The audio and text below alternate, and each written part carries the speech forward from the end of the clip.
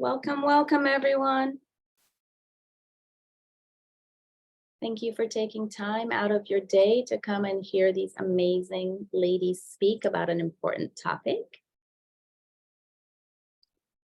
As you're joining in, let us know where you're zooming in from. Go ahead and put your name, or if you're not, you don't want to put your name, just put where you're zooming in from, which part of the country. Let's see who is representing today. Oh, Chicago in the house. Hello. LA in the house. Inland Empire. Hello. Love it. Hi, Kenneth. Pasadena. Wisconsin. Okay. Hello, Chicago. Love it. Canada. Alabama. Northern Cali. Hi, Annie from Seattle. I'll be passing through Seattle not next week, but the week after, actually. So I'll say hi to Annie as I'm touching down and flying back out. And Florida in the house. Mexico City. Hello. Love it. PCH in the house. Hey, Kevin. And from North Carolina, Raleigh, North Carolina. Hi, Haley. Ben. Jersey Shore. Whoop, whoop. Yes, Sherman Oaks is lamb, yes. Love it. Love that. Hey, Mary.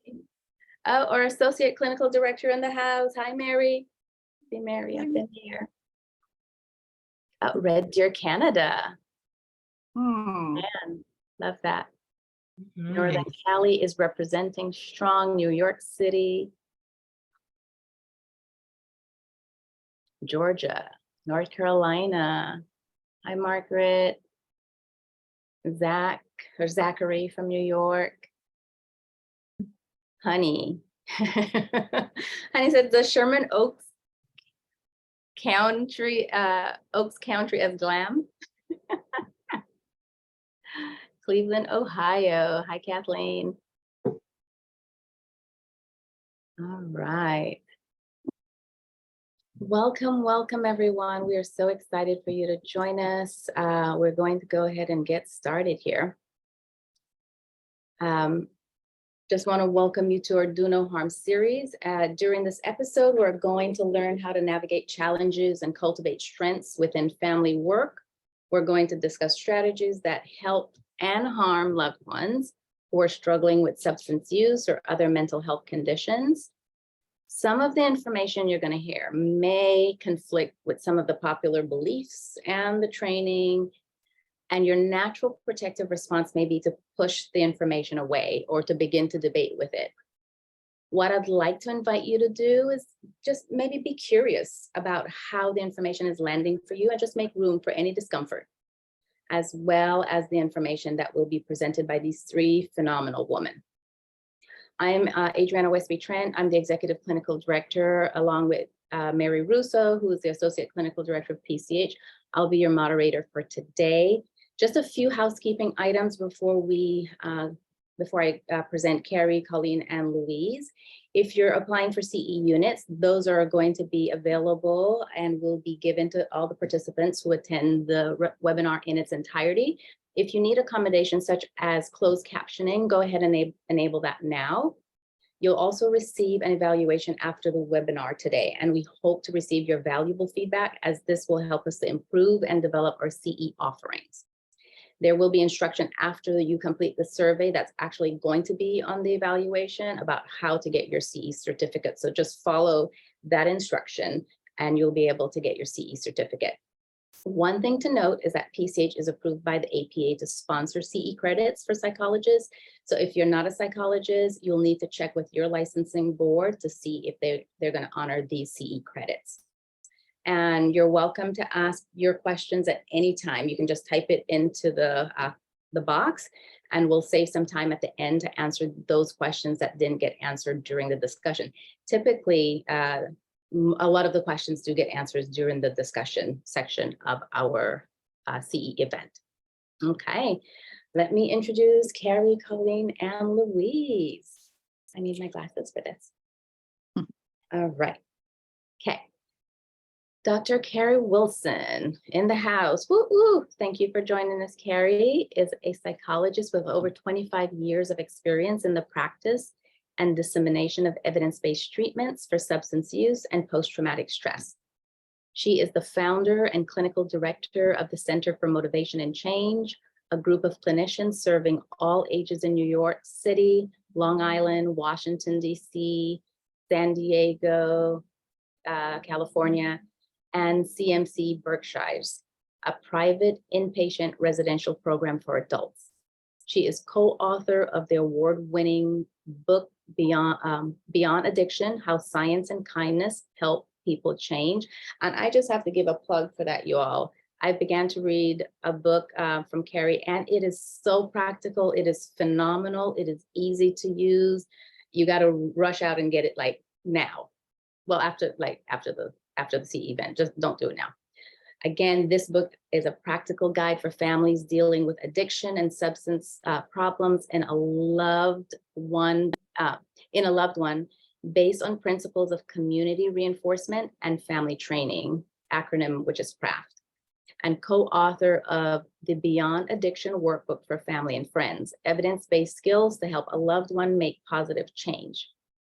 Dr. Wilkins is also co-president and CEO of CMC, Foundation for Change, a not-for-profit with the mission of improving the dissemination of evidence-based ideas and strategies to professionals and loved ones of persons struggling with substance use. The CMC FFC team's Invitation to Change approach is an accessible set of understandings and practices that empower families to remain engaged and be effective in helping their struggling loved one make positive changes. The approach has been widely used across the country and is utilized in trainings with lay people and professionals. And our very own Miss Colleen Kelly, whoop, whoop, Colleen in the house, LMFT. She holds a Master's of Science degree in Marriage and Family Therapy. She has advanced training in emotionally focused therapy and mentalization-based treatment. Colleen has worked with at-risk youth in hospital and school settings, in addition to working with couples, families, and individuals at community clinics. Colleen joined PCH in 2014 and became co-director of the family program in 2016. Colleen has presented at seminars, treatment centers, and to the general public about how couples and families can recover together from addiction, relational stress, and trauma.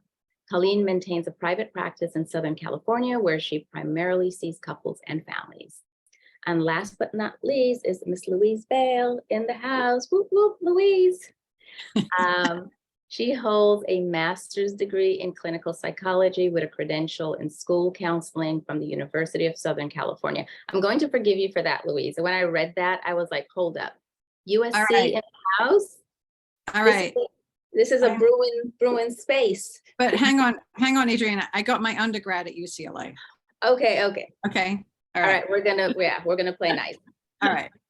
So Louise is licensed as a marriage and family therapist. She worked for several years providing mental health services to adolescent mothers and their children in the foster care system, providing supervision and training to teenagers in a youth in crisis support program, and working alongside school counselors in the Los Angeles area.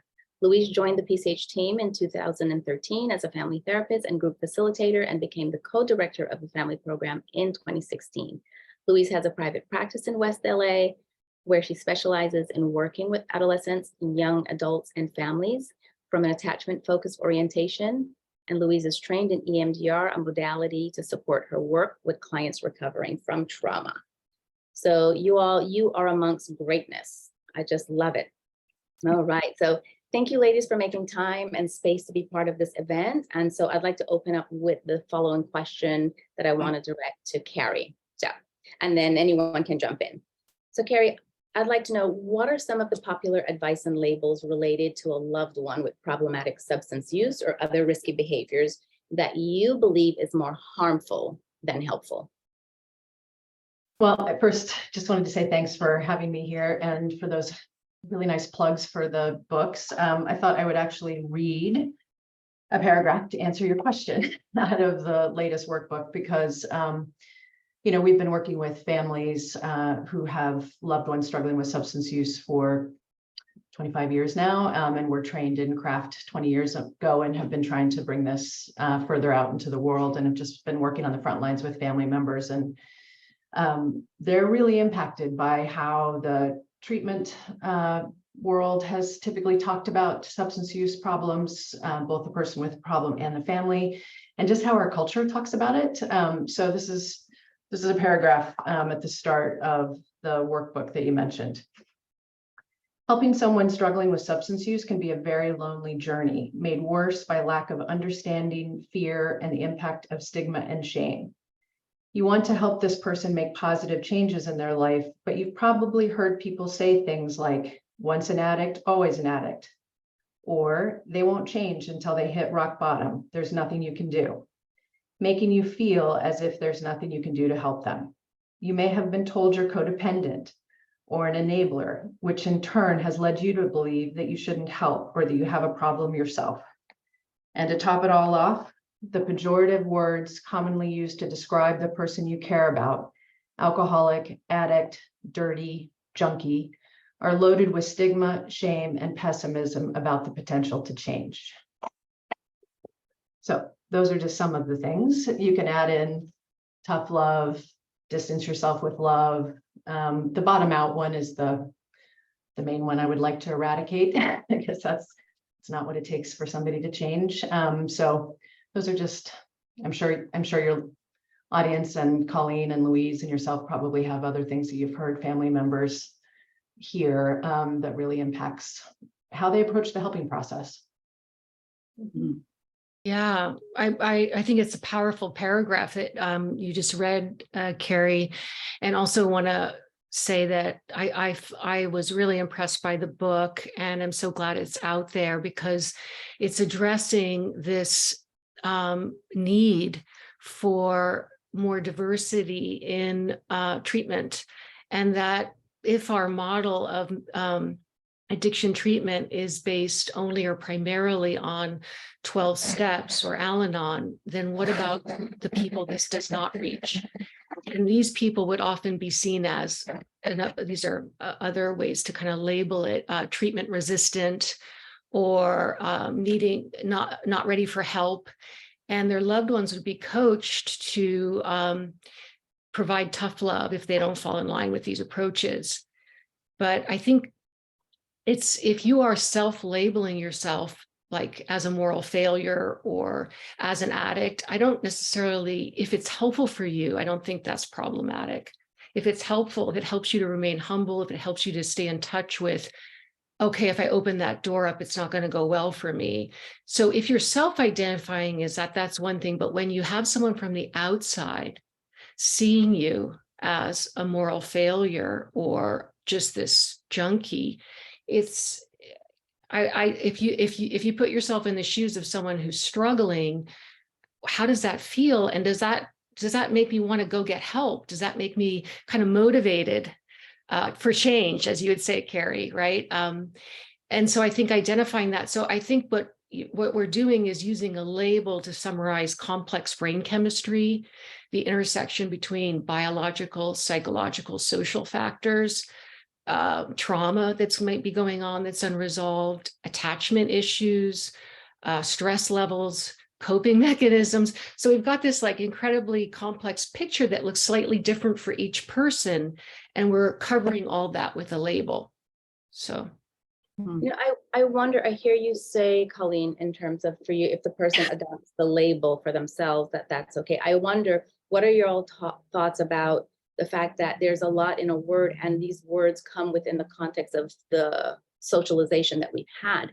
So this word, an addict or a junkie, and if somebody even adopts that for themselves, does that come with additional, perhaps internalized stigma from being socialized in this society?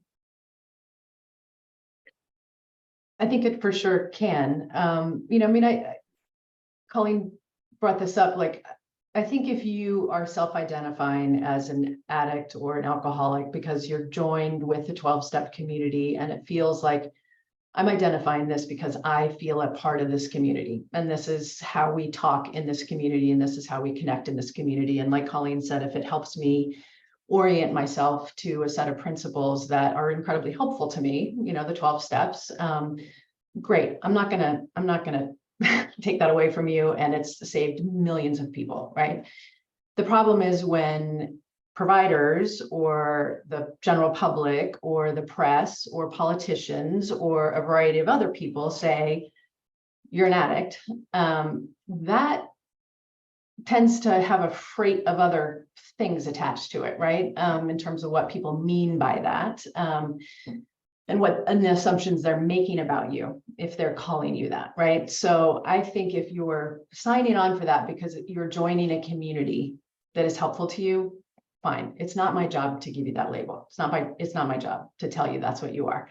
It's my job to help you understand your behavior and what you get out of it, and you know, what purpose it's serving for you, and are there other skills that you can use, and if that behavior is destructive in some way, are there other things that you can do? And are there other things that can happen in your family and in your community so that you don't turn to that destructive behavior? That's my job, is to help you understand yourself. Like what you call yourself is, I never use those words. I literally never use those words. And when my clients do, when my client says, oh, I'm just a junkie or whatever, I'm like, okay, tell me what you mean by that. It's painful. It's painful for me. So I'd be curious what Louise and Colleen think, but that's kind of the differentiation I make. Yeah, I think it's helpful. Just thinking about how we are becoming more compassionate about asking someone, how would you prefer me to address you pronoun wise? That kind of, if someone, how do you want me to talk about or name what you're going through? Like what language do you want me to use? But to your point, Adriana, yes, have they self-identified from a kind of pejorative internal kind of punishment place? In which case, no, let's try and find something a little bit more organic, integrated, and less punitive for them. Yeah, I'm definitely in agreement with what both of you said. And I think, you know, it's like the pendulum can swing back and forth. And I think at the end of the day, it's helping them to have a compassionate view of themselves.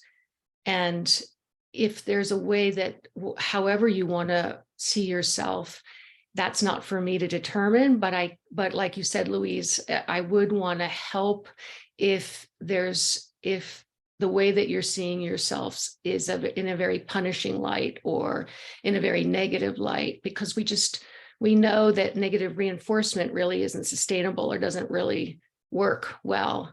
So if you're in a community that feels like some solidarity around identifying in a certain way, that's not for me to come in and say that's wrong, but more to make room for what it means for the other person, for the person who's identifying as such. So, and I thought, Adriana, the way you encouraged everybody to just be curious, because some of us, these words are how, you know, that's how we were trained. This is how people have talked about people with substance use problems and their families. So, and I think I'm always trying to bring curiosity to the words that people use. You know, if a family member says, oh, I'm codependent, or, you know, somebody says, oh, I'm just an addict, I'm always like, okay, so tell me, what does that mean to you? Which I think is the pathway to what you were talking about in terms of like, is there any internalized shame and stigma in there, just in terms of what that word means to them? And I think these words, we so want to fast track and simplify things versus what Colleen was saying, which is these problems for people are unbelievably complex. You know, so when you say somebody's a codependent, I have no idea what you mean. And it's different for every single person that you line up together. And I want to like slow down and be like, okay, what are the behaviors, feelings, experiences that you're having that word captures for you? And let's unpack that and understand that, because that word's not helpful. Understanding it might be. So let's work on that. other words that we found to be very unhelpful includes things like borderline, or a lot of these other labels that we're trying to fight against at PCH. And I did invite the participants to be open, because as we're socialized within this model, I just know the first module of our family program is usually a shocker to the loved ones that come in. And I have to remember that this is new information to them. And it's a completely different way in which they have been socialized and the water that they've been swimming in. And so usually Louise and Colleen have to do damage control. We've been trying to work together to make sure we're not traumatizing the loved ones in the first session because of all this new information of how we conceptualize and see the human condition. My other question that I wanted to ask is about intervention, because intervention has been this huge thing and this huge area of business where we at PCH occasionally will get a client coming to treatment following an intervention. And so I would like to know your thoughts, and you had mentioned it before, Carrie, in terms of tough love. So what are your thoughts about interventions and tough love for loved ones with problematic substance use or other high-risk behaviors? Can I answer that question after you tell me what you've seen when people come off of an intervention? What have you? It's usually not good. I know. Usually not good at all. It's usually a very unfortunate start to the treatment process, where we're having the treatment is put in a very difficult position to begin with, and the client is feeling forced to be here. So it's, yeah. Yeah, it's starting them off from a place. I mean, they feel like they've been put there. It's not their choice. So they're not motivated for treatment. They're resentful. I mean, that's my experience when I get someone who lands in my group for the first time, and I don't blame them, right? It's like, okay, I get it. And I mean, occasionally we'll see someone who can drop in, because what they're dropping into is like, okay, this place isn't so bad. These people seem pretty nice. Maybe there's something I can get out of this.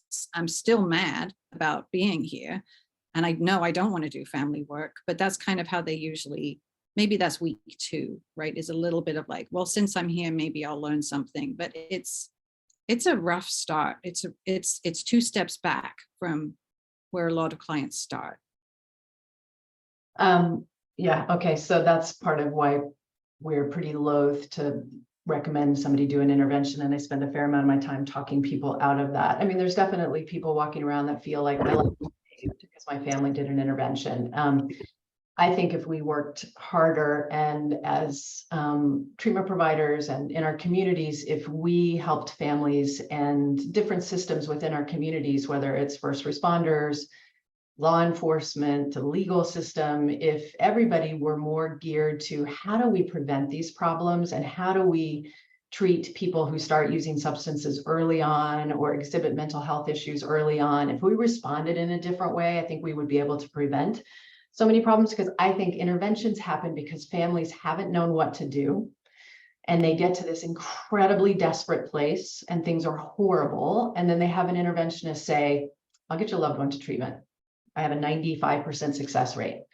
They're desperate and they're being told that they can do something that's going to work, lickety split, right? So that's very compelling. They're terrified, and they have somebody saying, here's a direct shot, you know, to be able to do what you're desperate to do, which is get your loved one into treatment. And I don't know how much the audience knows the science behind community reinforcement and family training, but one of the reasons why that is it's an evidence-based treatment approach, they compared it to family members family members in all the studies, and these studies were done over 20 years ago. So this has been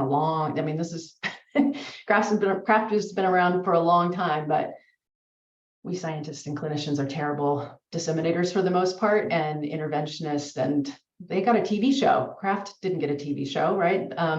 Because interventions are dramatic, and they work quickly, and it's good TV, you know, so everybody knows about interventions. Nobody knows about craft because it's slow and it's methodical and it takes time and it's organic and it's not a quick fix. But when you look at the studies, So they put families who had a loved one who was struggling, so CRAFT was designed for those treatment resistant people, right?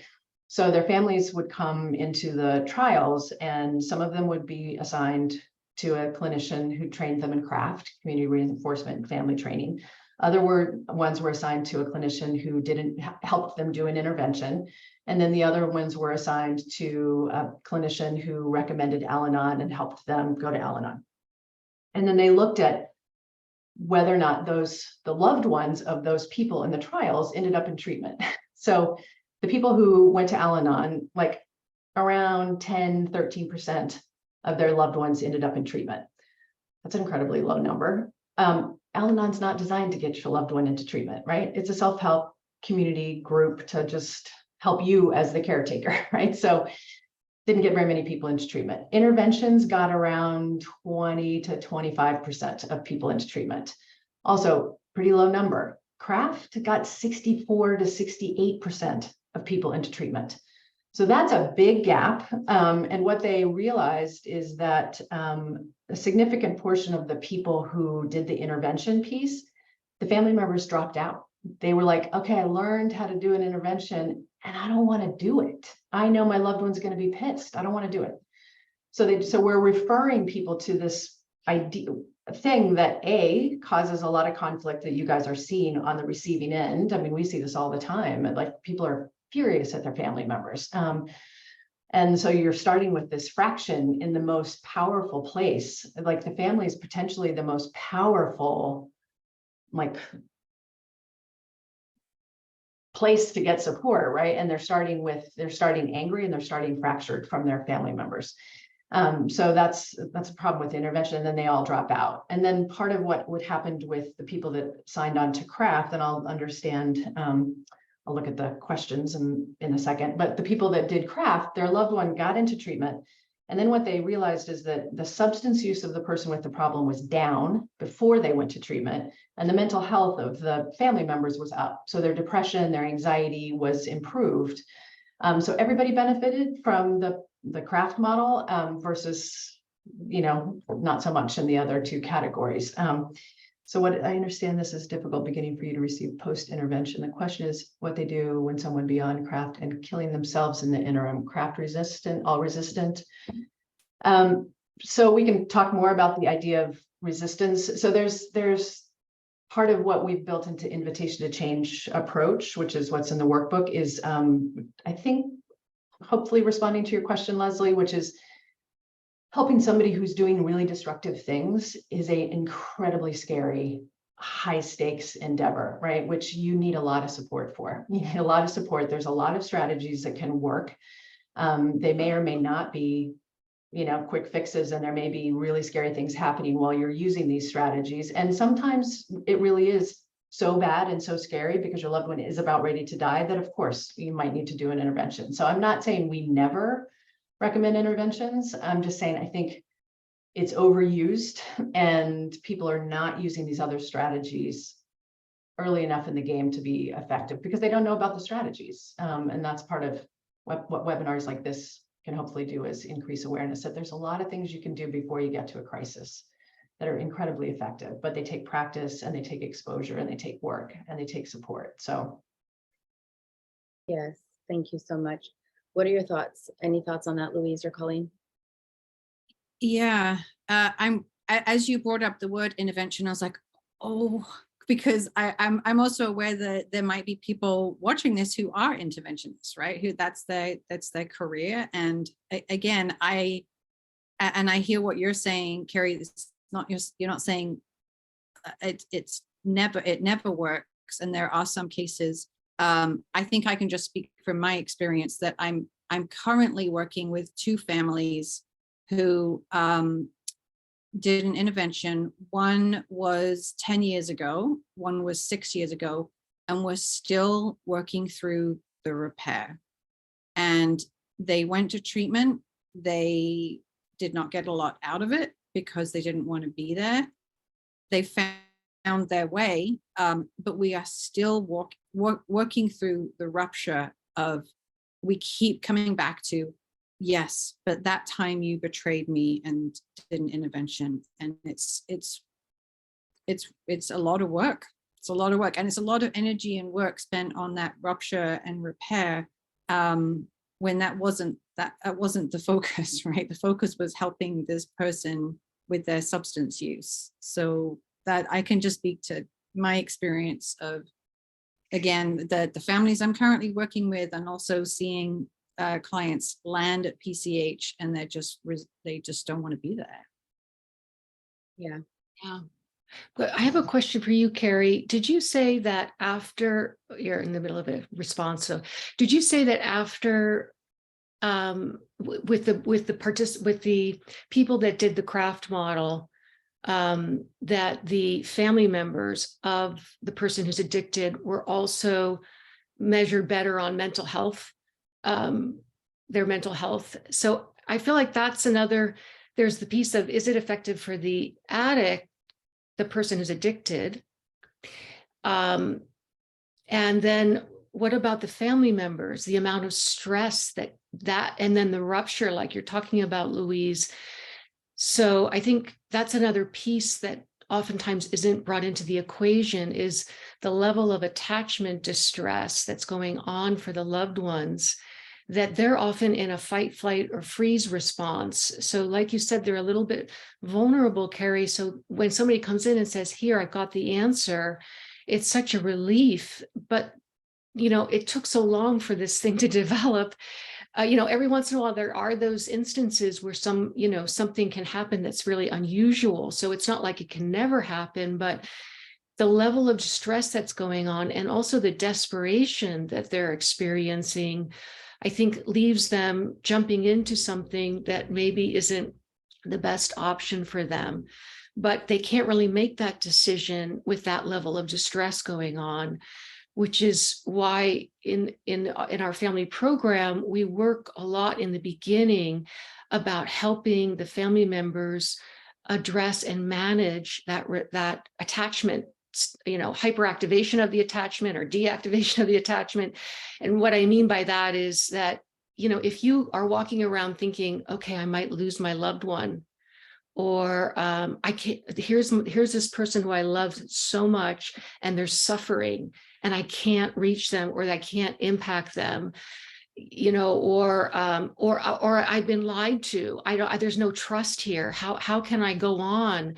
I think the level of activation and distress, and a lot of the models that are still being used were developed before, like AA and Al-Anon, which can be incredibly effective for certain things. They were also developed before we knew much about the nature of attachment or the neuroscience of addiction.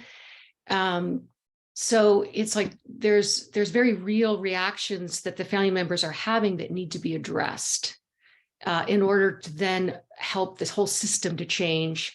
They need support as well. They need help too. And I feel like that's what you do in your model, Carrie. And that's what we try and do at PCH, is really join them and say, we understand this is real. This is high stakes. I mean, if you're a parent and you imagine that you're walking around thinking your loved one's going to die, I mean, I don't think there's anything much worse than having, I don't care what age they are, a son or a daughter, or, your offspring potentially dying. That level of distress is so heightened. Well, that's the ultimate disconnection. So our nervous system are made to connect. So just the fear of that ultimate disconnection, I think, is so scary. And a lot of the things I think that families, they're doing what they're in desperation, as you're saying, Colleen, know how to do, or what's available to them. And so then how do we help families if we're not going to, if intervention may be, say, a last resort or not the best resort? How do we actually help families to draw boundaries that are respectful and caring, rather than, say, abandoning or shaming? Mm.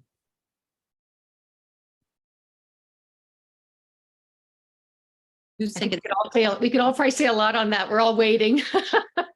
We're like, yes, good question. Yeah. Well, I just finished, so I'll let either one of you jump in. So yeah. Go ahead, Carrie. I feel like you have such a kind of wraparound program, right, for the family members? Yeah, I mean, I was a little bit distracted because I just wanted to make one other point, which is part of what we need to do from a treatment provider perspective, and I think just in our communities in general, because even though I am a treatment provider, I'm constantly making the point that most people never go to treatment and they get better with substance use. It's an interesting little hidden fact, which is there's a lot of people that meet criteria for a substance use disorder and they never go to treatment and they get better. The substance use issue resolves. So this belief that you have to, the only way you can get better is to go to treatment or go to AA or these things that we assume about people, it's just not true. And people get better in all sorts of different ways. You know, one of the most effective, one of the things that changes substance use trajectory the most is getting a job. You know, I mean, it's like, okay, like we should be working to help people get jobs, you know, and address issues in our community and generational trauma and all these other things. So I'm constantly wanting to kind of expand the discussion beyond treatment too, because, and that's part of what we're doing with the Foundation for Change, is trying to help lay people support other lay people, because most people aren't going to seek treatment. And there's lots of communities who are skeptical for understandable reasons about treatment providers. So they're never going to come talk to us. They might talk to the auntie down the street. They might talk to their community elder. They might talk to a religious leader. You know, so I'm hoping we can widen this conversation to everybody understanding how to help somebody who's struggling. And one of the ways is to try to help them not feel defensive, right? When we talk about things in a way that makes another person defensive, and I can do that in a second, right? I can make you defensive in 1 nanosecond with the words I use, the tone I take, the demands I make, the assumptions I make, right? So really helping people, again, going back to that idea of curiosity, like how do we be curious about this behavior that we are concerned about, and be curious about what's the function of it and what's driving it? Because if we understand it, then we can work on solving the problem and resolving those underlying issues, right? So that's a piece of it. That pain you guys were talking about in terms of family members just being like, I mean, we've got family members who have primary PTSD because they've seen their child overdose so many times, right? Like you see your child overdose once and you're going to have a good old dose of PTSD. So really being able to like help families realize like you've got your own heartache here and your nervous system is completely maxed out in a way that, yes, there's a bunch of strategies we can help you learn to be effective in communication and reinforcement. And somebody talked here about natural consequences. We can talk about that later, but there's all sorts of effective strategies. But if you're on your last freaking nerve or are in a rage all the time, or like, it's really hard to be effective, right? When your mind and your nervous system is so jostled. So we may have to start with helping you just get the support you need and like figure out how to take care of yourself a little bit so that you can stay regulated as you use these skills. And that's something that family members they do have a hard time hearing. They just want to go right to the, tell me what to do, right? Tell me what to do, to give me a strategy to use. And we're like, we really want to do that. And we got to get you in your body first, because this is hard and it's going to take a while. It's going to take some time. So I think, I think it's just really helping people have a different perception, like a better perspective of like how behavior change actually happens, and that it takes time and practice. And there's no quick fix here. Like there really isn't. And that's a bitter pill to swallow when you're in crisis. And yet thank you so much for that, Carrie, because that is such a good reminder that nothing can actually happen effectively that will be helpful to our nervous system unless it begins with safety. Right? That as clinicians, that is kind of the foundation upon which we do treatment. And somehow it sounds as if just the way that we are being, we've been taught to deal with people who are struggling with substance use issues or other behavioral challenges or mental health issues is we're looking at that individual and it's about acting out of desperation. And then we may make decisions that actually exacerbate the sense of danger that individual feels, as opposed to how do we help the family and that individual first and foremost have a sense of safety within the body, between themselves. And based on that foundation, then we can begin hopefully to intervene. And so what are those ways then that families can draw those boundaries that are respectful and not allow or have that individual feel abandoned or shamed? Yeah. I really appreciate what you're saying. I love this craft approach, and also the inclusion of non-treatment options and really widening the frame. I feel like that's so important. Sometimes people say, "Oh, but you're a therapist." Yeah, I'm a therapist, but that's not the only way. It's really not the only way. And there's some tremendous resources that people can turn to. And if maybe they had a little more information, a la, Invitation to Change or CRAFT, they might feel a little more empowered to utilize what they already know, and then also use this adjunctive information to help people more effectively. But what we see oftentimes in the family program is that people come in saying they want tools and they want to help. But what I see over and over is that there's maybe some portion of the people that can take in that information, but a lot of them don't really take it in. And over time, started to realize that we've got to come at this from a different place, because like you said, Adriana, if your nervous system isn't kind of calmed down and you're in an open place, you can't really take in information. That's one thing. But the other thing is that they're sitting there kind of, many of them, really at their wits' end or in a lot of distress. And, we're sitting here like kind of removed and saying, well, just do this. And they're sitting there going, what happens when I hear the phone ring, my stomach drops and I feel like I'm walking on eggshells around my loved one. And I keep waiting for that phone call.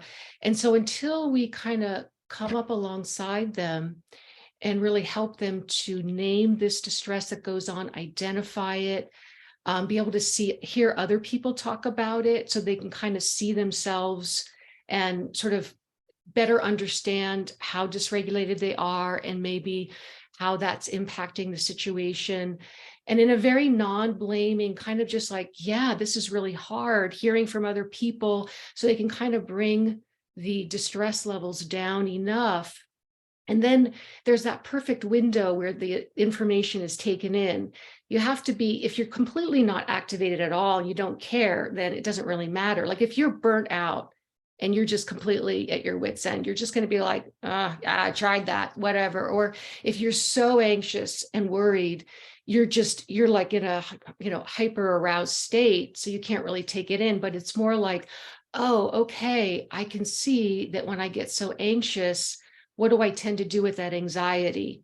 Oh, well, I ask a lot of questions. And okay, well, how does that go for you? Asking a lot of questions. Well, my loved one usually gets defensive, or, so it's kind of like helping them to identify what gets going for them, identify their level of dysregulation, help them with that, and then go into, okay, here's another way to have that conversation. Here's some more tools. And I think at that point, there's usually a more receptivity on board. I think it's significant that I mean, we talk a lot. I think it's significant that our family program is 8 modules, 5 of which is just with the family members, right? So a big chunk of it is the family members trying to help them to a place where their central nervous system can calm down so they can actually take in the information. So we're teaching about window of tolerance. We're trying to get them into a reflective place. But I get it, and we have family members who are like, I don't know if my loved one is going to be alive next week, and you want me to fill out this worksheet and talk about my childhood. What are we doing here? So, but we work with that and try to help them again, get their central nervous system down, or regulated, and teaching them about window of tolerance. So they know, I'm so activated right now. I don't think I'm out of my window of tolerance. I can't hear anything. Let's work on those coping skills we talked about. And I think it's, I think, I mean, outside of the treatment model, if a family can, if their loved one is in treatment, if a family can go to a family therapist and get that support while their family member is in treatment, I think it speaks, first of all, I think it speaks volumes to the client who's in treatment of, oh, my family are willing to do some work also. They're not just shipping me away to change. They're recognizing, I hear that all the time, like, oh, they're willing to participate. They're willing to look at themselves. It's a big game changer. And just kind of helping them again. Yes. What do you do when you're in that place? And the word I hear, we have this exercise, as Colleen was just kind of briefly touching upon, where we ask, what happens when your loved one does these behaviors? And what do you feel? So when my loved one is isolated and not responding to my texts, it makes me feel. The word I hear the most out of all the months I've been doing this is powerless. And they feel powerless. And then we hear other adjectives like scared, afraid, angry, resentful, but powerless is the one I hear all the time. And then when they feel powerless, what do? They act out on that. I yell, I text more, I give advice, I call their friends. So we're just being able to recognize that. And when they see it written out on paper, they're like, oh. And then we ask, so is that helping? No, it's not helping. Right. So I think if they can work with a therapist, if they're outside of treatment, just to kind of better understand, okay, what's going on here? How can I help? Yeah, I mean, we, all those things that you're describing of people who have already crossed the threshold of treatment, right? So they've taken that step, in the invitation to change approach. Because when we were training people in craft, part of what we realized was like, okay, like we're trying to give them all these strategies and they're confused because the idea of reinforcing and staying connected to my loved one goes against everything that I hear in the culture, which is I should distance myself and I should let them hit bottom, right? So we had to address that cultural messaging that people walk around with. So that's the first part of the model, which is something that we call helping with understanding, right? So we have to shift your perspective a little bit and get you to be open and curious. Then the second part of the module is helping with awareness, which is all the things that you guys are talking about, which is like checking in with yourself and being able to kind of understand, okay, what are my core values here? Like, why am I trying to help, right? Like, it's not going well. I'm mad at my loved one. I'm scared, all these things. What causes me to persist? I love my loved one. I want them to be well, right? These are the things these are the values that I carry. So giving them permission to be in touch with those values, because I think that's the disconnect when people go to meetings or treatment providers and they're a parent who's scared about their kid potentially dying or terrible things happening to a loved one. When they get that message of like, there's nothing you can do, distance yourself, go take care of yourself, and when they get that, it just doesn't go, it goes against their values. So they can't do it. And they do it in this like conflicted way, which is just it's painful. So to actually give them full permission to be like, it's okay to want to be connected. That's actually the most powerful thing, like be connected. But we've got to help you understand your own emotional reactions. We've got to help you understand that dysregulation. We've got to help you understand how to relate to pain differently, because one of the things you just said, Louise, like we talk about like the helping is two sides of the coin, right? There's all the things on one side of like that you feel good about helping. There's all the pain that comes along with it. You can't separate those two things, so we have to, and we talk about it as like, it's natural to want to push away from pain. And we do that in a couple of different ways. We do it by trying to control it. The texting, the calling, the micromanaging, right? Like we want to control that pain, or we try to shut it down. And that's when we distance ourselves and we pull away and we do those things. So those are normal human things that we want to do. But if you're going to be able to help, you've got to find a way to relate to that pain and know that pain's going to be there and tend to yourself within it, and have limits around it for yourself. Know when, okay, I'm actually in too much pain. I do need to step away right now because I'm in too much pain. And I'm going to do that intentionally. I'm not going to do that impulsively, and I'm not going to do that aggressively. I'm going to do that intentionally because I know this is what I need right now. That's a very different, because then you can re-engage intentionally too, right? So we're trying to help people increase their awareness of the pain that's involved in helping so that they can then move within it and carry it with them and know it's there and take care of themselves. The last part of the model is all the stuff people are looking for, which is what are the actions I can take and what are the communication strategies, right? Everybody wants to start in the helping with action section. We're like, can we start with these other two first? It's all going to go better if we start with these other two. So I think there's lots of overlap in how we talk to families about that pain that they're walking around with. So it sounds as if in order to be able to set those boundaries in respectful ways, is one must first self-reflect and understand what's coming up for them as a unit, as a family, as the member of that loved one, and be able to build their own tolerance, their own capacity to make room for those uncomfortable, big feelings, including the issue around how much control do we really have? And then be able to intentionally take action after really identifying what is it that you're ultimately wanting to accomplish here in terms of value. I have a question. Let's see. Someone says, how do you work as a family therapist with all the family integrants? Which one is that? Adriana, say again. Sorry, I was reading it.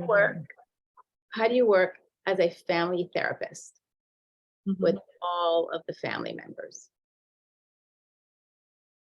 I mean, I guess a quick answer to that is you can't always, right? It's not, I remember kind of reading about Minuchin's approach and I was like, how do you get everybody in the room? Like, how does that even happen? How do you align those planets? And I think that's, if that's the question, but on a very practical level, you can't always work with all the family. And who is all the family, right? Are we talking about aunts and extended family? Or are we talking, what are we talking about? So I personally, I'll just speak for myself, and I'm not saying I've got the perfect model here, but I work with the primary family members. So who is it that is working or living with this person who is struggling? Who are they living with? Who is it that's helping them get to treatment? So sometimes I'm working with a mom and a dad and a sibling. Sometimes I'm just working with a sibling. Sometimes I'm working with a spouse. And so I break it up. I break up the units of treatment. And in fact, I insist on that, to break up the units of treatment. I never just jump everyone in a room. That never goes well in my experience. So I break up the units of treatment and then maybe bring them together. Maybe. Okay. There's another question that says, what is the role of natural consequences as incentive to change behavior? Such as some examples include, we love you and support you, but can't have a relationship with you. I've heard that a lot. And that's a common theme that I hear out there. And I'm conflicted as I hear that, because we're talking about family members are usually wanting connection when people are using substances or engaging in these destructive behaviors for probably very adaptive reasons, certainly not serving them now. But so I do hear that a lot, right? We can't have a relationship with you until you're sober or you're no longer such and such. And say, the question further says, to clarify, this would not be forcing someone into treatment. Rather, it is the natural I should probably put on my glasses for this. Okay, I've been looking at that question for a while because there's a lot of stuff in that question. There's a lot to that question. So which part do you want to tease out? Yeah, so the craft model talks a lot about the power of natural consequences, because when you're looking at reinforcement strategies, one of the things that family members will do, and I say this to parents all the time, I'm like, I want to have you stop being the natural, I want to help you not be the consequence, right? Your relationship and your connection is something we need to strengthen and turn back into a more positive thing. You shouldn't be the consequence, so if your kid is staying up all night smoking pot and is late for class the next day, or not making it to whatever they need to do, like you getting them out of bed and being mad at them and yelling at them and all that kind of stuff, like you're the consequence right there, versus like maybe they're going to have to miss a couple times and let the principal sit and talk to them, because that is like the real world saying that behavior doesn't work here. It's not the parent. I mean, and it's parents' jobs to say like this behavior doesn't work, right? But sometimes family members end up kind of shaving off or protecting their loved one from some of the consequences that are a direct result of the outcome of their use, right? So part of this strategy behind craft is identifying, okay, what are the natural consequences that you kind of need to let play out? I use the example a lot of, I worked with this woman who had a husband who was coming home, and they had kids. I think the kids were like between like 8 and 16, and they had 3 kids, and the guy would come home and he would start drinking and he would fall asleep in his armchair in front of the TV, and he would have beer cans all over the place and he would pass out every single night. She would take him upstairs, she'd clean up the mess, and then she'd be furious with him in the morning, furious, right? And so he'd wake up fighting with his partner. And he thought she was a nightmare and that she was a problem, right? And so part of what we did is like, okay, and she was trying to protect her kids from seeing the dad in the chair surrounded by beer cans passed out. So part of what we did is decide that that was a consequence he actually needed to experience. So she stopped getting him out of the chair, and the kids would come down in the morning and find dad in the chair surrounded by beer cans passed out, which caused him to feel distress about his behavior. He's like, I don't want my kids to see me like that. And so and the kids were like, Dad, what are you doing? Right. So he got feedback from the world that mattered to him. His wife being mad at him had stopped mattering. His kids being like, wow, Dad, what's up? And waking up being like, wow, I made a mess. I don't even remember getting here. That ultimately caused him to see like, okay, my drinking is not working so well. So that's just one example of and there's other natural consequences that you can't let happen, like letting your loved one drink and drive. That's a consequence. You're not going to let that one happen, but helping family members kind of think those things through. We love and support you, but we can't have a relationship with you. We can't have a relationship with you part of that sentence. I don't know very many family members that can obliterate the relationship. You still have a relationship. You might not be in contact. You might not want to spend time with, but the relationship is likely still there. I mean, even estranged families, the relationship is still there. So that is part of the subtleties of this, of like, so I don't, and also the idea of, unless you get help, like families get locked into what help needs to be, so I don't want to have contact with you unless you go see a therapist or go to rehab or do this or that. All these ideas of what they think help should be, going back to that idea of like one size doesn't fit all, like the help that your person may respond to may not be what you think help is. And there's a lot of people who are resistant to help for all sorts of completely understandable reasons, 9.5 times out of 10 based in trauma. And the difficulty of asking for help is based on really painful stuff in their history. So they've got reasons why they're not seeking help. So again, just really step back and be like, okay, what kind of help would be acceptable? It may not be treatment. Maybe it's talking to somebody in the community. Maybe it's developing a different, like another hobby, but I mean, there's just lots of things that can be helpful to people. And I don't want to say hobby because that sounds simplistic when you're talking about a serious substance use problem, but a behavior that competes with substance use, like those are things that people need, right? So I think just again, just helping people be pretty nuanced and thoughtful about the messages that they're sending. And sometimes people need to say, like, look, I can't have contact with you when you're intoxicated. I'd love to see you when you're sober. I want to spend time with you. I want to be here for you. But when you're altered, it's too painful. So we're not going to do that. So there's all sorts of ways to set those limits. But even that response there, Carrie, also suggests you as the loved one being open to the vulnerable feelings that are coming up for you and being able to communicate that and setting those boundaries in a loving way, right? That you want that connection. However, when they are not under the influence, when in the area of substance use. Yeah. I feel like I want to add to a couple of things that you said, Carrie, and also you, Adriana, and just kind of continue to fill this out a little more. Going back to something that you said earlier, Carrie, about helping family members realize that pain is involved with setting boundaries. And so when you say natural consequences, on paper, you can say, okay, I could just let them do that. But oftentimes the family members have to suffer those consequences as well. I have to see my child be exposed to seeing their dad this way. I have to deal with the principal. I have to deal with the fallout.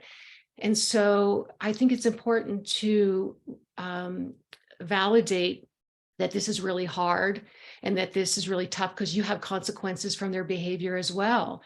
So you can't just kind of stand back and just be like an automaton and say, oh, well, I guess we'll just, I'm not saying you're saying that, Carrie. I'm just trying to kind of shout out to the family members and say, wow, this is really hard. We get this, but let's look at what is the alternative. The alternative is cleaning it up. And then where does that leave you? So let's look at those two things. How are you going to manage that pain when your kids come down and see that? And right, like that's again coming up alongside them. So that's one piece.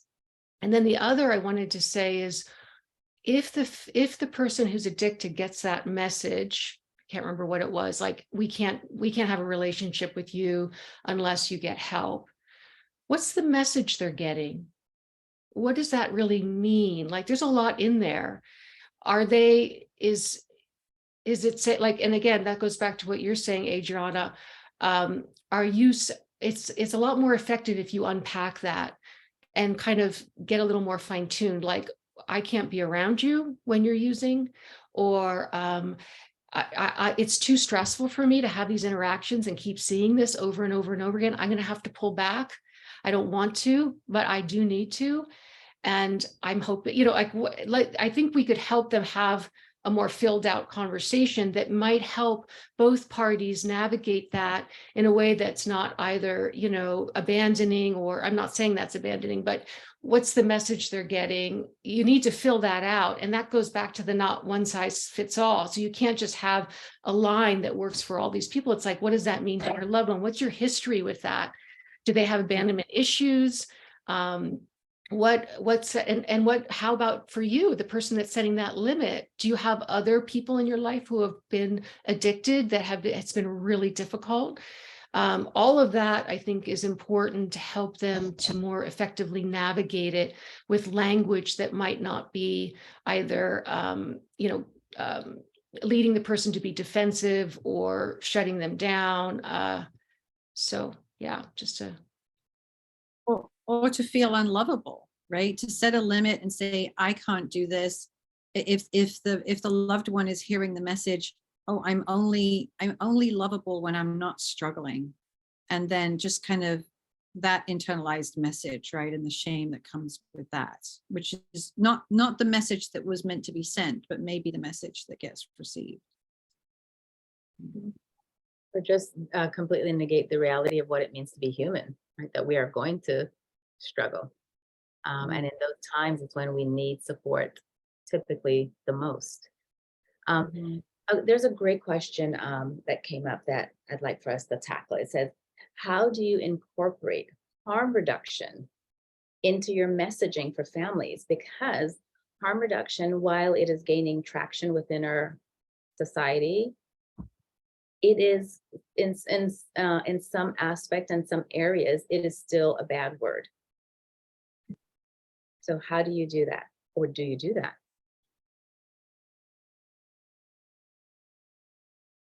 as the person who works with substance use, I can probably say, I don't know how to not do that.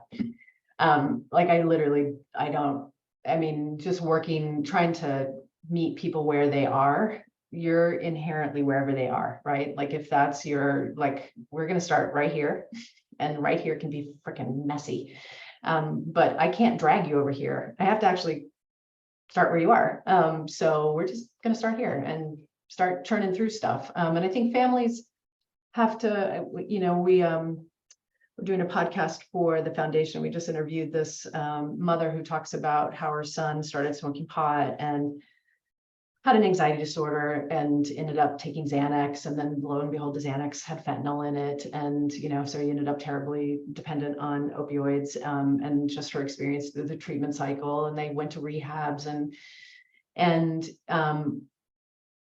really wanted him to be abstinent and thought that was the only success. And but she worked on communication strategies, and she worked on all these ways to stay connected to him, even though he wasn't doing what she thought he needed to do.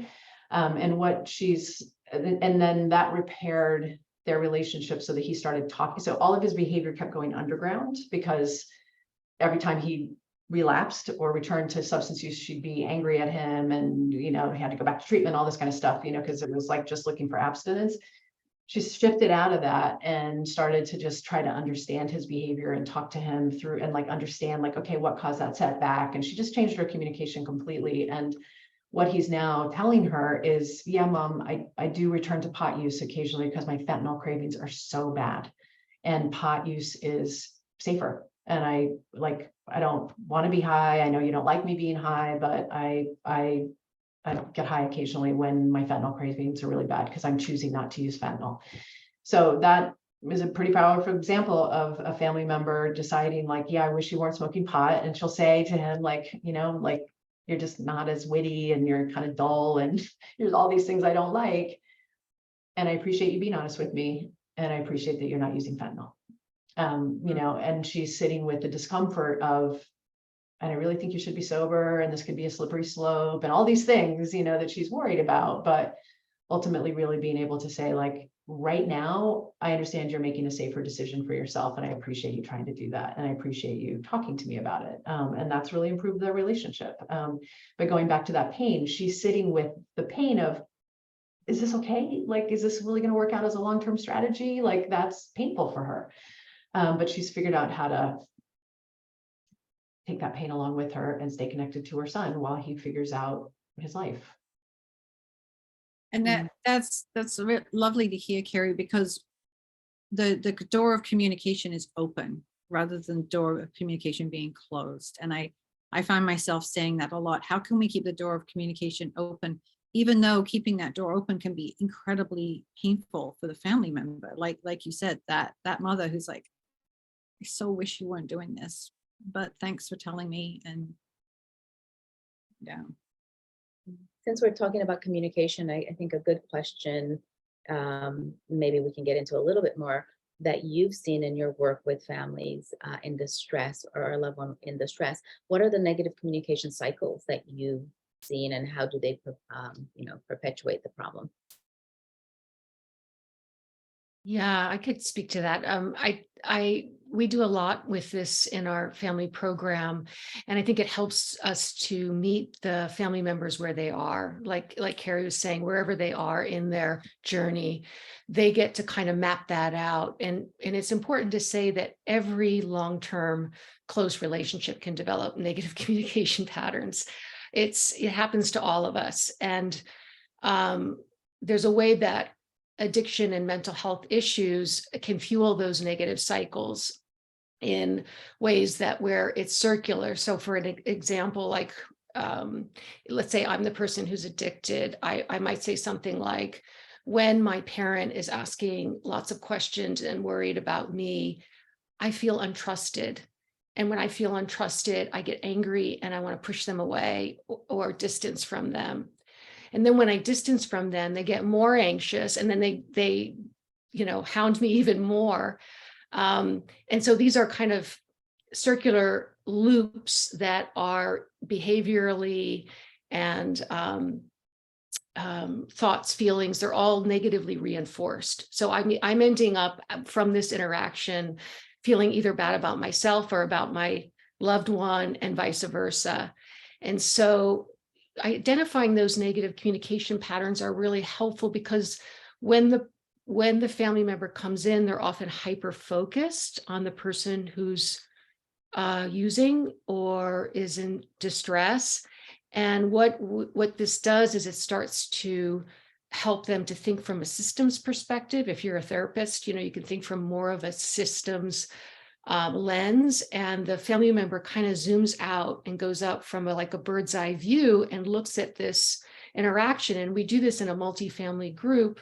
So I'm looking at Sue and Joe over there, and I'm like, oh my gosh, that's exactly how I feel. That's exactly what I do and where I'm left. And so I have greater insight into myself because I'm seeing it from the outside. Because when you're in it, you're in the soup. So we're trying to get out of it and take a look at what gets going. When I ask my loved one, were you using? How does that go? Well, they usually either shut down, get defensive or defiant, and then that gets me even more angry. And so once they start to identify the level of relationship distress that's going on, and B, is this working? Where does it leave you? How is that helping? And I think that's when identifying those patterns helps them to be more open to then the tools. So instead of going to like your chapter, your third part, Carrie, it's like starting at that part.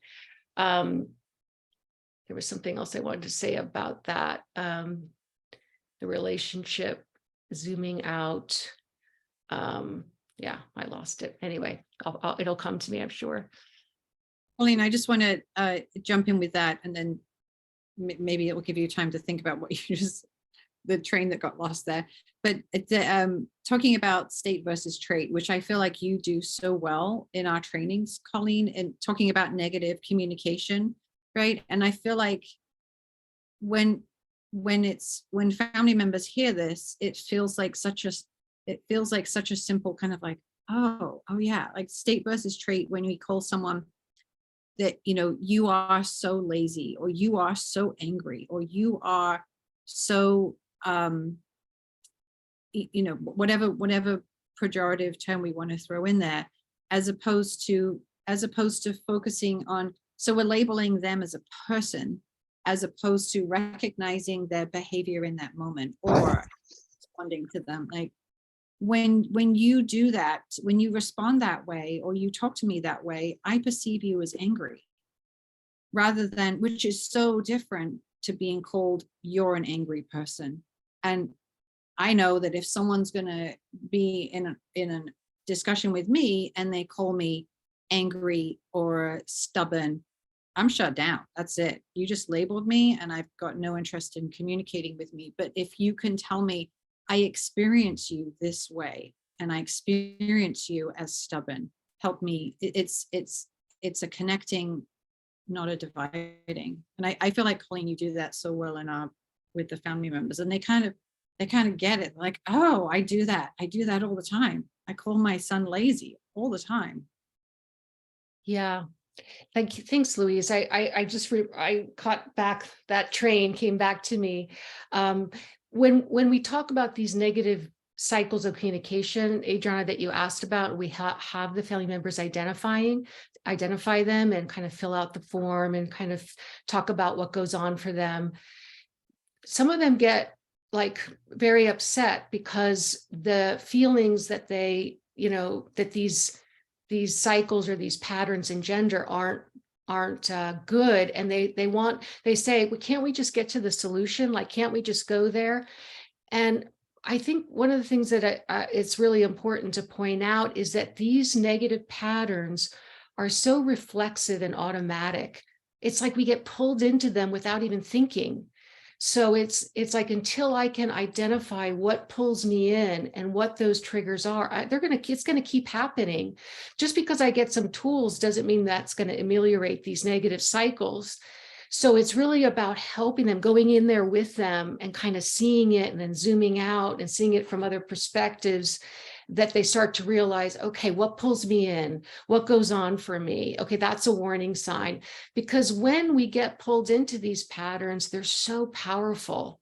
And imagine if they've been going on for years, or they happen 20, 30, 40, 50, 100 times.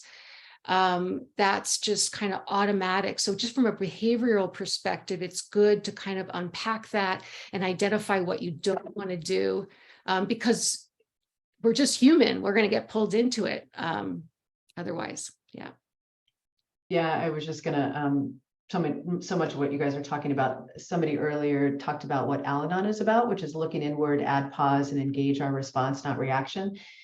So many of the, I don't know who's all in the audience, but most of the people we treat, whether it's in the family history, whether it's in the person with the problem, there's trauma floating around a fair amount of the time, right? And anybody who is trauma trained, like part of what you're doing is you got to slow everything down, right? Like everything needs to be slowed down because everything's sped up and it's reactive and it's hot and it's, it's hyper vigilant. It's all of these things. And so one of the things that we do a lot with family members is, teach the idea of a pause button, like, can you just take a pause, take a breath?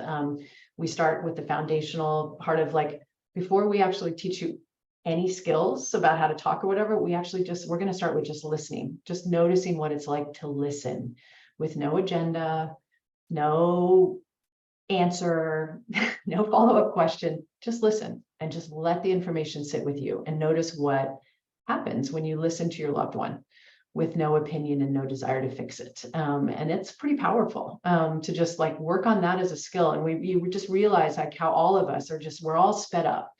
And it's actually really hard to listen to another person and stay with them. As therapists, we get lots of supervision about how to do that, right? And how to stay with that and practice that over our careers. Family members aren't. That's listening should be taught in school, and it's not. There's some foundational things of how do you listen and be empathic towards another person that I think, again, just going back to the community and our communities as a whole, just how can we be empathic and listen to each other? That's not happening very much right now in this country, and you can see the consequences of it on a national level, and you can see it in a familial level too. And I think the social media and all these things that are just making everything so fast and soundbitey, and everything's shrunken down into this and that's not how we're wired. That's not how we're wired to connect. And I think that's part of what we're really starting to see in the families that we treat and the people and in ourselves, it's, Yeah. I think as treatment providers, we have to take our own medicine. And so, Yeah. Yeah. I so agree with We you. have 10 minutes left, so I want to invite any questions that were not answered yet. You can put it in the chat or send in the Q&A so that we can have these ladies answer your question. I think, Colleen, you were going to add something. Sorry, I interrupted you. No, that's okay. I just so appreciate what you're saying about the pause and helping family members to listen. I think when you're in when you're around clinicians a lot, you don't realize that that's a skill that took a long time to get on board. And that's not easy. Not only is it not easy just when you're not activated, then when you're activated, to learn how to listen. So that's another thing that I feel is so important, and we really believe in our family program is to help them experientially to learn that, not just say, oh, here's how you do it, but actually practice it. We have role plays that we do where I'll play the person, the client, and the other clinician will play the family member, and we'll do a scenario that's really hard to listen. And we'll get it all wrong, and then we have them critique us.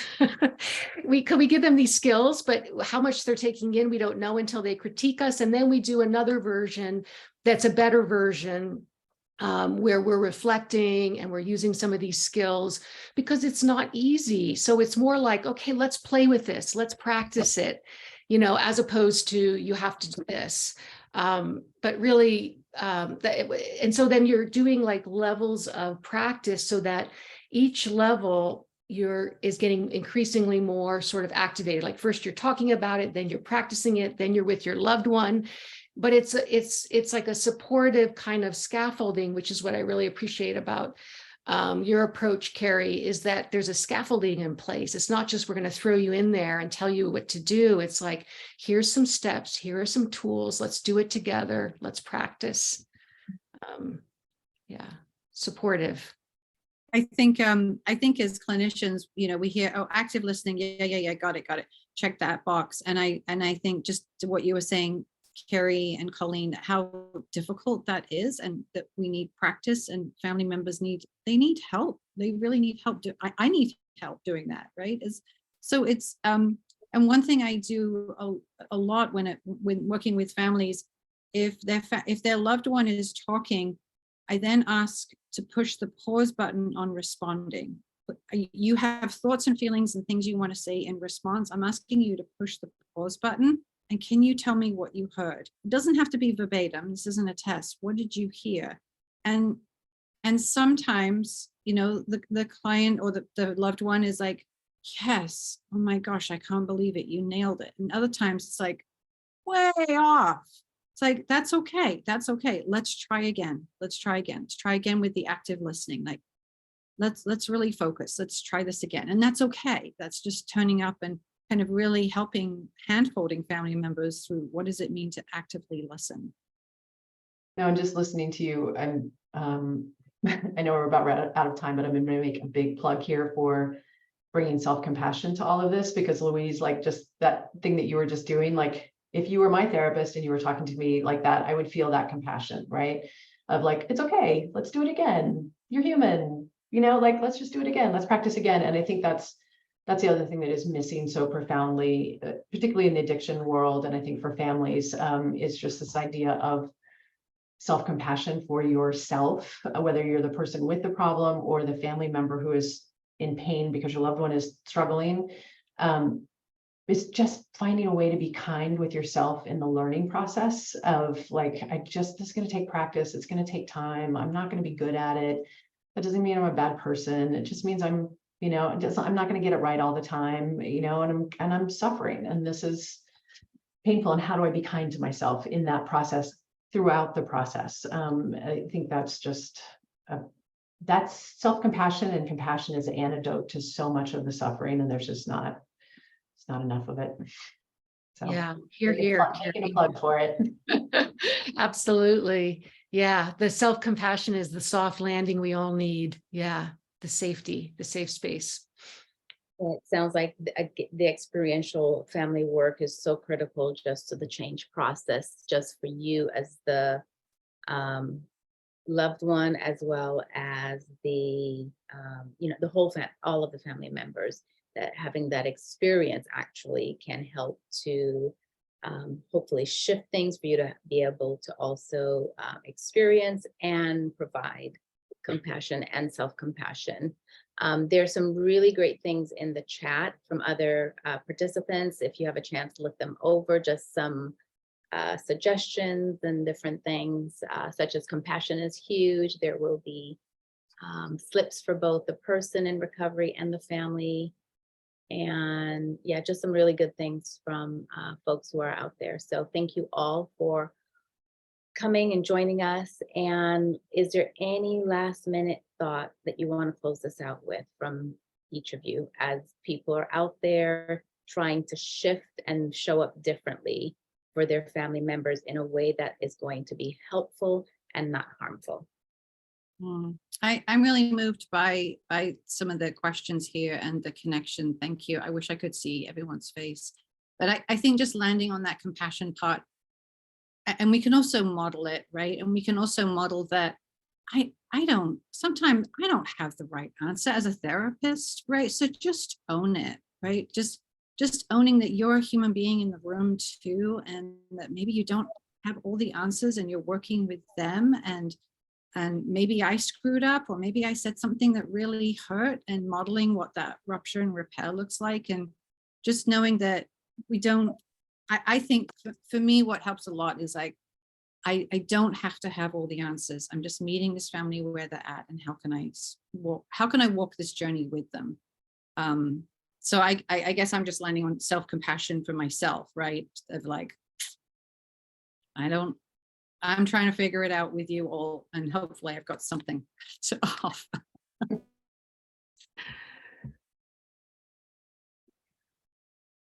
How about for you, Colleen?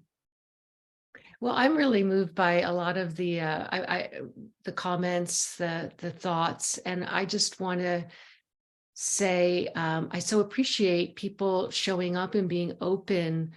I really, really appreciate that, and we want to do this like in a community spirit, in a supportive way, and kind of like we got you, and I get it, and we want to come up alongside them where they are, and then go from there. I think there were so many things that were said that just resonate. I feel like your model, Carrie, is so in keeping with kind of the values undergirding it are so in keeping with the family program and the family work that we like to do and we want to do. And for just the participants to stay open. And I have found in my own journey, it's so helpful for me to understand the neuroscience of addiction more. It helped me to be more compassionate, helped me to understand better, and the nature of attachment. So for kind of both sides, that those were both really important parts for me to get a better picture and more understanding. And I think if that can be incorporated into our models, it is being, but if it can be even incorporated more, then I think it helps us to treat people more as individuals and meet them where they are. Yeah. Yeah, and I'll say thank you to everybody on the screen, and thanks for having me here, and everybody. I've already made my plug for self-compassion. I think the other plug that I constantly make is trying to maintain a stance of curiosity, because I think so much of what family members are on the front line of, and treatment providers, just anybody who's working with somebody who's scared because they're trying to help somebody who's doing potentially pretty scary, destructive things. Fear shuts down curiosity, right? We want to make that fear go away. So, and I think curiosity and really being able to be like, check your assumptions, find a way to take care of yourself so that you can be curious and open to what the other person's experience is. Because if we can't stay in that stance, then we can't be helpful. And that's a difficult stance to maintain, to just maintain curiosity about other human beings instead of jumping into judgments and assumptions. It's hard work. So just hope we can all try to maintain that stance too. Makes the world a much more interesting place. Wonderful. So we begin with curiosity, we end with curiosity towards self, compassion towards self and others. So go on out there and be curious, compassionate, self-aware human beings so that we can do helpful things and not harm. All right, you all. Thank you all for coming, and have a wonderful rest of your day. Thank you. Bye-bye. Thanks, everyone.